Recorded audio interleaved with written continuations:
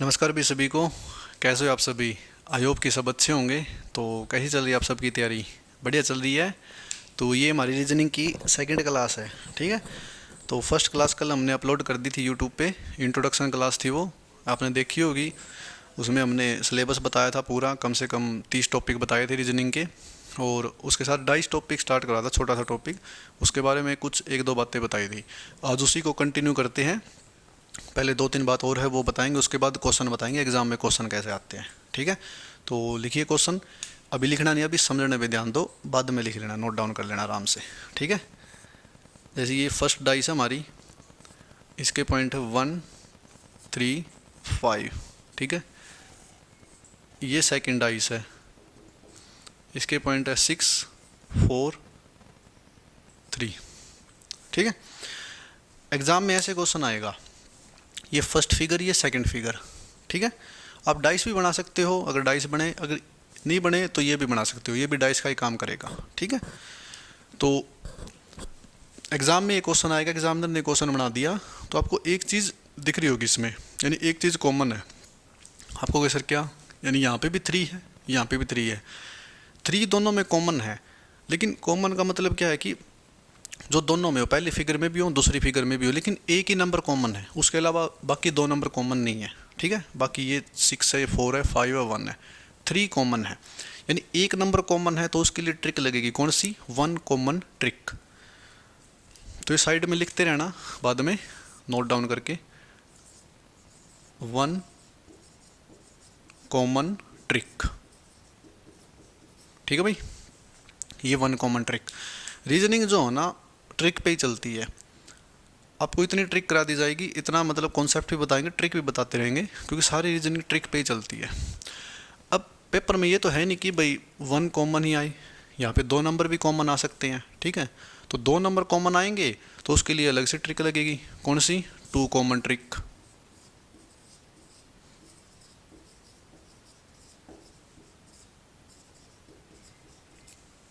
ठीक है। ये हो जाएगी 2 कॉमन ट्रिक। अब ये मत कह देना सर अगर तीनों नंबर कॉमन हो, 3 नंबर कॉमन नहीं हो सकते। क्यों नहीं हो सकते? लॉजिक सुनो। अगर तीनों नंबर कॉमन हो गए तो सेम चीज़ नहीं बन जाएगी। जो नंबर इसी में वही इसी में है, तो इसमें फ़र्क क्या रह जाएगा फिर? या तो 1 नंबर कॉमन होगा, या 2 नंबर कॉमन होगा, या फिर कोई भी नंबर कॉमन नहीं होगा, ठीक है। एक ये ट्रिक बनेगी, कोई भी नंबर कॉमन नहीं होगा, तो उसके लिए बनेगी नो कॉमन ट्रिक, यानी नो कॉमन ट्रिक। तो उसके लिए बनेगी भाई नो कॉमन ट्रिक, ठीक है। ये 2-3 बातें और थी। अब एग्जाम में क्वेश्चन देखिए क्या आएगा। एग्जाम में क्वेश्चन एग्जामिनर पूछेगा कि what is the number of opposite to 3, यानी 3 के अपोजिट कौन सा नंबर है। 3 के अपोजिट कौन सा नंबर है, या फिर पूछेगा 4 के अपोजिट कौन सा नंबर है, 5 के अपोजिट, कुछ भी पूछ लेगा वो तो, ठीक है, उसकी मर्जी है। हमें तो हर तरीके से तैयार रहना ना। अब सोल्व कैसे करते हैं वो देखो। जो नंबर कॉमन होता है ना, वहाँ से क्वेश्चन उठाते हैं। यहाँ पे क्या है? 3 कॉमन है, यहाँ पे भी यहाँ पे भी, तो 3 लिख दो, ऊपर भी 3, नीचे भी 3, ठीक है, लिख दिया। अब जहाँ जो नंबर कॉमन होता ना, वहाँ से क्लॉकवाइज डायरेक्शन चलो। क्लॉकवाइज डायरेक्शन को बोलते हैं दक्षिणावृत्त, ठीक है। ये होती क्लॉकवाइज डायरेक्शन, ऐसे हमारी घड़ी चलती है, तो ऐसे ही हमें चलना है। तो क्लॉकवाइज डायरेक्शन चलेंगे तो 3 के बाद 5 आएगा, उसके बाद फिर 1 आएगा। इधर 3 के बाद क्लॉकवाइज डायरेक्शन चलेंगे तो 6 आएगा, और इधर हमारे पास 4 आएगा।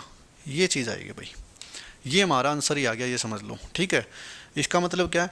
5 के अपोजिट 6 है, 1 के अपोजिट 4 है, और 3 3 के अपोजिट है। लेकिन 3 3 के अपोजिट हो नहीं सकता, क्योंकि चीज़ सेम है, अपोजिट थोड़ी हो सकती है। यानी 1 4 5 6 3, ये सारी टर्म यूज़ होगी, लेकिन एक नंबरिंग बच गई, कौन सी? आप कहोगे सर 2। तो जो 2 बच गई ना, वो 2 के अपोजिट होगी भाई, नंबर 3 के अपोजिट होगी, सॉरी, 3 के अपोजिट 2 होगी, 2 के अपोजिट 3 होगी। तो एग्जामिनर ने पूछा था कि what is the number of opposite to 3, 3 के अपोजिट क्या आ गया? 2, 2 आंसर आ गया भाई। ये 2 हमारा क्या है? आंसर है। 4 के अपोजिट 1 है, 1 के अपोजिट 4 है, 6 के अपोजिट 5 है, 5 के अपोजिट 6 है, 2 के अपोजिट 3 है, 3 के अपोजिट 2 है। तो ये 1 कॉमन ट्रिक लगी, क्यों? क्योंकि यहाँ पे एक ही नंबर कॉमन था। 2 कॉमन ट्रिक बाद में कराएंगे, पहले 1 कॉमन ट्रिक पे आप पकड़ बनाओ एक बार, ठीक है। तो अगला क्वेश्चन सुनिए, इसी कॉन्सेप्ट पे है, देखते हैं आपको समझ आया नहीं आया।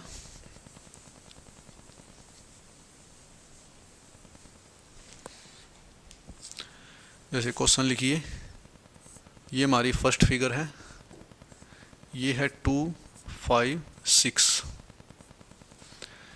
ये हमारी सेकंड फिगर है 1 5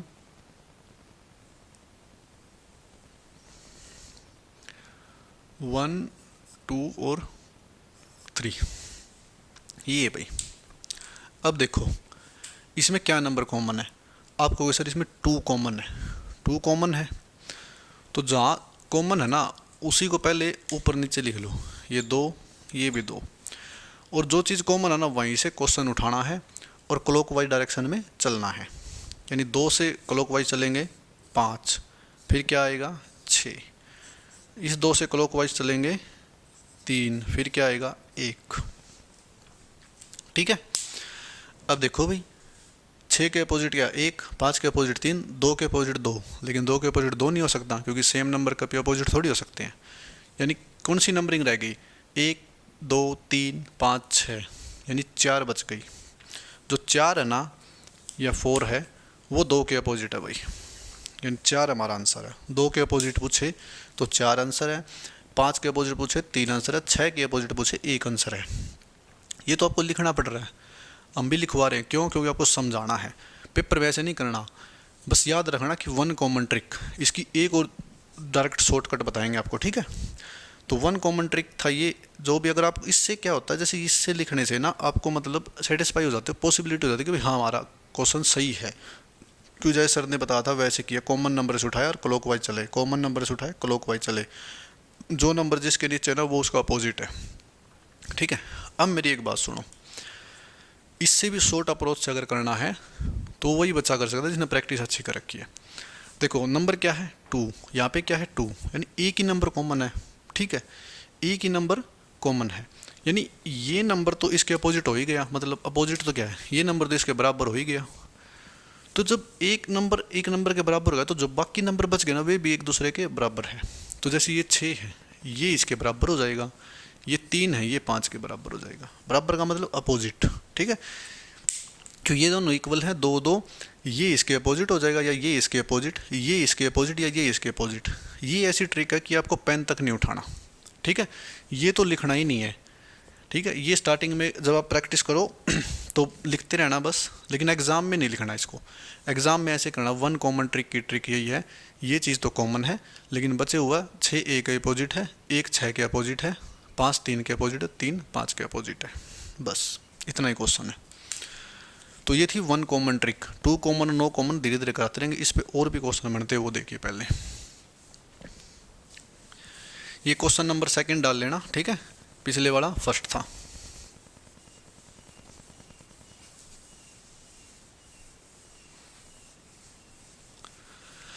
तो डाइस टॉपिक आपका कम से कम 4 से 5 क्लासेज का, ज़्यादा बड़ा टॉपिक नहीं है बस।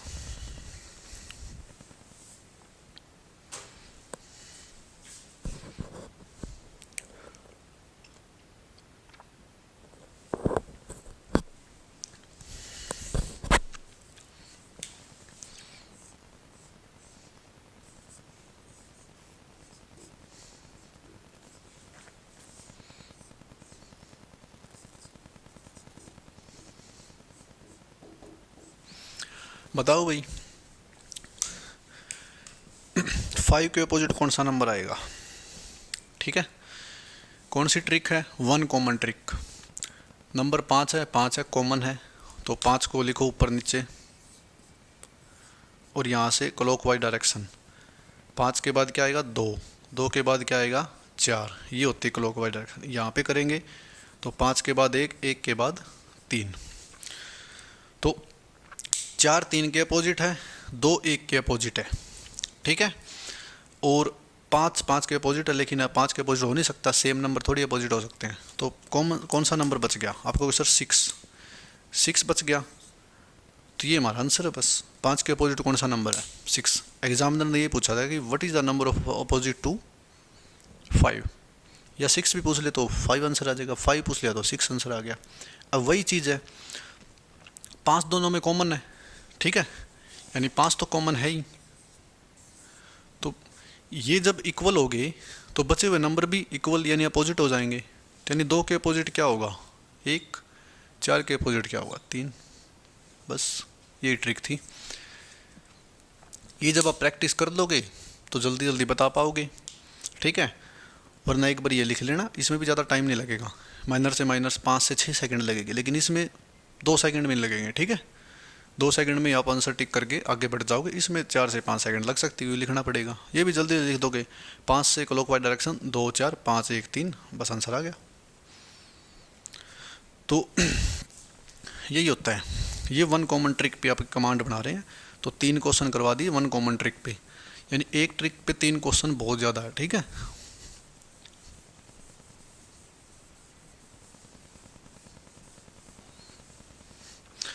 जो भी आगे ट्रिक कराएंगे, जो भी कॉन्सेप्ट कराएंगे, उस पर 3 से 4 क्वेश्चन कराएंगे, ठीक है। तो वो 3 से 4 क्वेश्चन इंपॉर्टेंट होते हैं।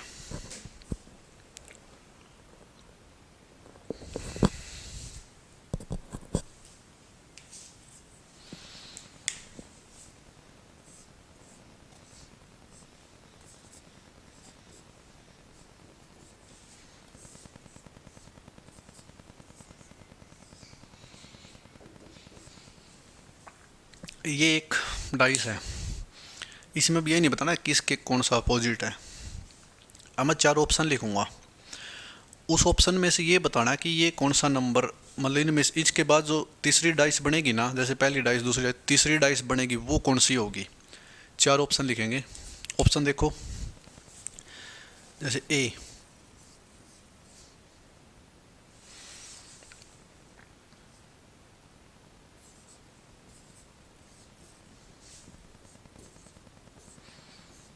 ऑप्शन बी,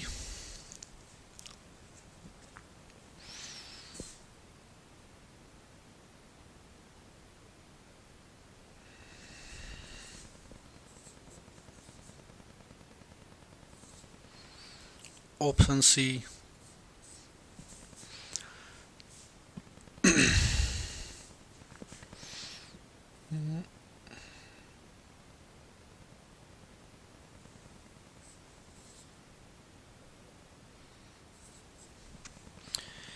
ये 3 ऑप्शन हो गए। एक ऑप्शन और लिखते हैं, उसके बाद फिर आप बताना आंसर, ठीक है। एक ऑप्शन और लिखेंगे।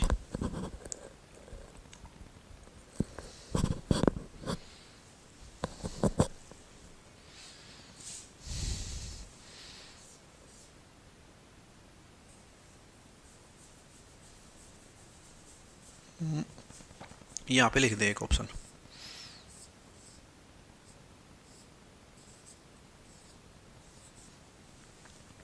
ये देखो भाई, ये है, ये डाइस होगी, ये 4 ऑप्शन हो गए, 2 3 5 5 4 6 1 6 5 2 6 4। तो इसमें से ये बताना कि इसके आगे जो 2 डाइस हमने बना ली, जो तीसरी डाइस बनेगी ना, वो कौन सी होगी। अब सबसे पहले हम वन कॉमन ट्रिक ही लगाएंगे, उसके बाद ही हमें पता चलेगा। वन कॉमन ट्रिक हमें पहले ये नहीं पता कि कौन किसके अपोजिट है। जैसे में देखो 3 कॉमन है, तो 3 को ऊपर नीचे लिख लो। क्लॉकवाइज डायरेक्शन चलो, यहाँ से चलेंगे तो पहले क्या आएगा 5 आएगा, यहाँ से चलेंगे तो पहले फिर क्या आएगा, यहाँ पे 4 आएगा, फिर 6 आएगा, और यहाँ पे 1, ठीक है। अब देखो भाई, 5 के अपोजिट क्या है 4, 1 के अपोजिट क्या है 6, तो कौन सी नंबरिंग बच गई। आपको कहोगे सर 2 बच गई, तो 2 बच गई, वो 3 के अपोजिट है भाई, ठीक है। 3 के अपोजिट कौन सी नंबरिंग है 2, 1 के अपोजिट 6, 5 के अपोजिट 4। ये चीज़ होगी भाई हमारी कंफर्म, ठीक है। हमें ये पता चल गया कि कौन सा नंबर किसके अपोजिट है। अब ये कैसे पता चलेगा कि इसके बाद कौन सी फिगर आएगी, यानी कौन सी डाइस आएगी। अब एक नोट लिखवाऊंगा, नोट एक साइड में लिख लेना कॉपी में। वे जो छोटे छोटे नोट्स लिखवा रहा हूँ ना मैं, ये बहुत इंपॉर्टेंट है। जैसे मैंने अलजेब्रा में कहा था कि ये चीज़ बहुत इंपॉर्टेंट आगे रिलेट होगी, तो ये चीज़ बहुत इंपॉर्टेंट है, आगे बहुत ज़्यादा रिलेट होगी, ठीक है। तो ये देखो 5 के अपोजिट 4, 1 के अपोजिट 6, 3 के अपोजिट 2। अब इसमें से हमें एक होता है ऑप्शन एलिमिनेट ट्रिक, वो करेंगे। पहले नोट लिखवाऊँ, उसके बाद ऑप्शन एलिमिनेट करेंगे। ठीक है, नोट ये है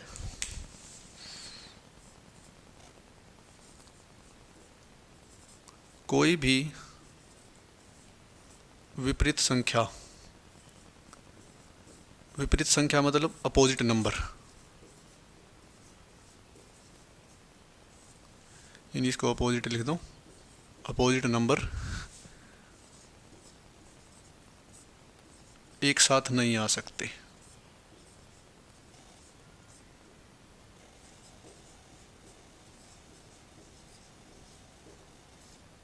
ठीक है, कोई भी विपरीत संख्या या अपोजिट नंबर एक साथ नहीं आ सकते, मतलब जहाँ पे 5 मिलेगा जिस डाइस में, उसमें 4 नहीं होना चाहिए, 1 मिलेगा 6 नहीं होना चाहिए, 2 मिलेगा 3 नहीं होना चाहिए, ये है। और दूसरी जो टर्म है वो है ऑप्शन एलिमिनेट ट्रिक। ठीक है, ऑप्शन एलिमिनेट ट्रिक, यानी ऑप्शन को हटाते जाएंगे, गलत ऑप्शन को हटाते जाओ, सही पे अपने आप पहुंच जाओगे। ठीक है, सही के पीछे मत भागो कौन सा सही है। अगर आपने अच्छा कंसेप्ट कर रखा है, ठीक है, अच्छी चीज़ों की नॉलेज है, तो गलत ऑप्शन को हटाते जाओ तो सही तो अपने आप आ जाएगा, जो बचेगा वो सही होगा।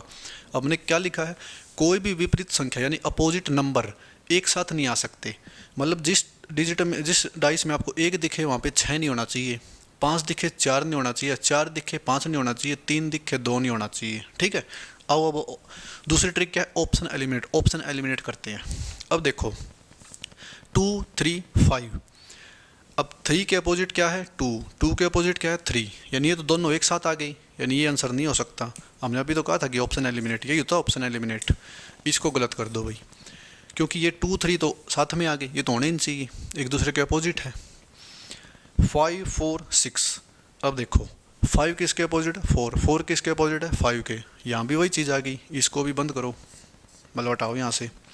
1 6 5, अब 1 किसके अपोजिट है, आपको इधर 6 के, 6 किसके अपोजिट है 1 के, तो दोनों एक दूसरे के अपोजिट है, तो साथ में कैसे आ गए, साथ में नहीं आ सकते। यानी 3 ऑप्शन हमने एलिमिनेट कर दिए ऑप्शन एलिमिनेट ट्रिक से। ठीक है, तो बच गया वो हमारा आंसर है, बस इतना ही काम है। अगर ज़्यादा आपको समझना है, सेटिस्फाई होना, तो इसको चेक कर लो। 2 6 4, 2 यहाँ पे है, 6 यहाँ पे है, 4 यहाँ पे है, यानी कोई अपोजिट नंबर नहीं है, यानी ये भी अलग नंबर है, ये भी अलग नंबर है, ये भी अलग नंबर है, यानी इसका जो आंसर है वो क्या है, आपका आंसर डी ऑप्शन। ठीक है, डी ऑप्शन हमारा आंसर है भाई।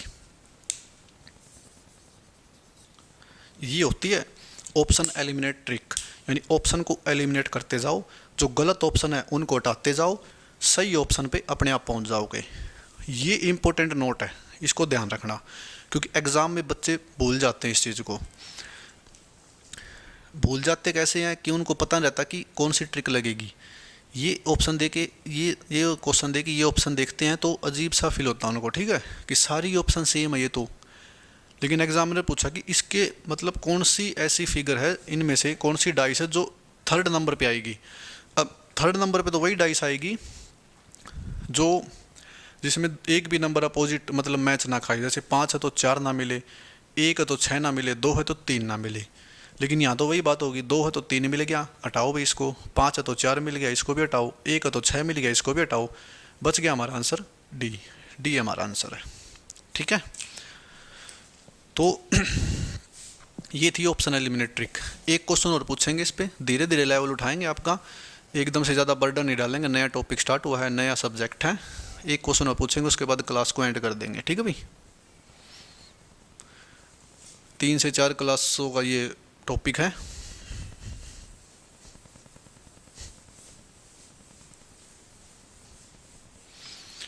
अब ये ज़रूरी नहीं है कि इसी फॉर्म में आए, ये किसी फॉर्म में भी आ सकता है। ठीक है,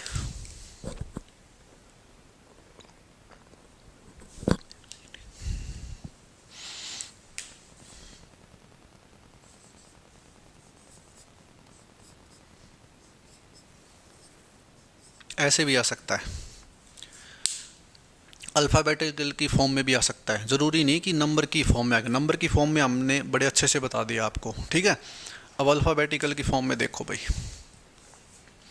ऑप्शन बनाए इसके, यानी फर्स्ट ऑप्शन है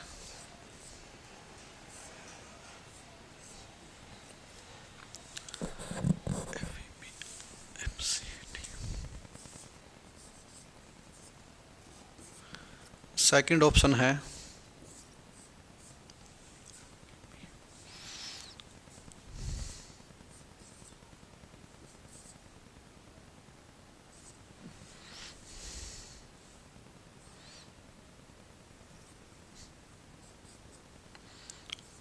थर्ड ऑप्शन है भाई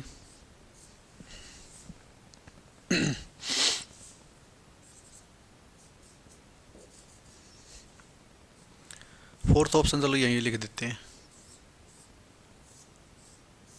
जो हमारा फोर्थ ऑप्शन है ना वो है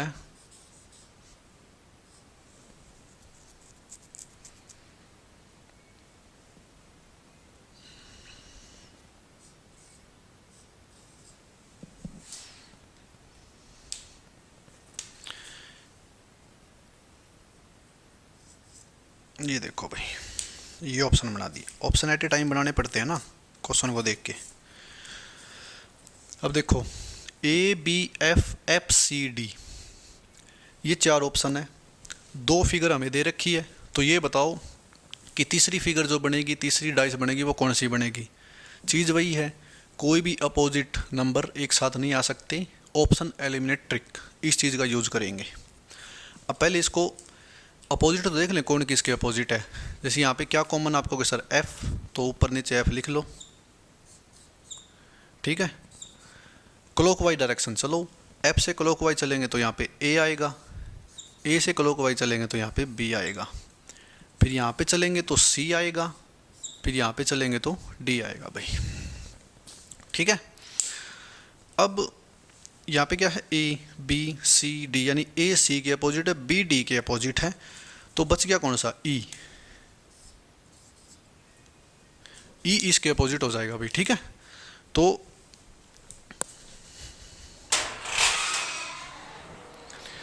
यानी लाइट चलेगी, आप देखना इसको ध्यान से। आपको क्वेश्चन तो समझा दिया है, ठीक है, उसको देख लेना आप बस। जैसे अब ऑप्शन देख लेंगे, ए सी डी, ए सी के अपोजिट है तो ये तो हो नहीं सकता। B D F, B D के अपोजिट है, ये भी नहीं हो सकता। A E F, A E F यानी एफ के अपोजिट कौन सा, ई, ये भी नहीं हो सकता। तो ऑप्शन नंबर डी हमारा आंसर है, A D E, A D E, ठीक है। तो लाइट से लगी है, हमने क्वेश्चन भी कंप्लीट करा दिया, आपको समझा भी दिया, आई होप दिख रहा होगा। तो चलिए दोस्तों, हमारी क्लास को यहीं समाप्त करते हैं, मिलते हैं नेक्स्ट क्लास में। Thanks for watching, have a nice day.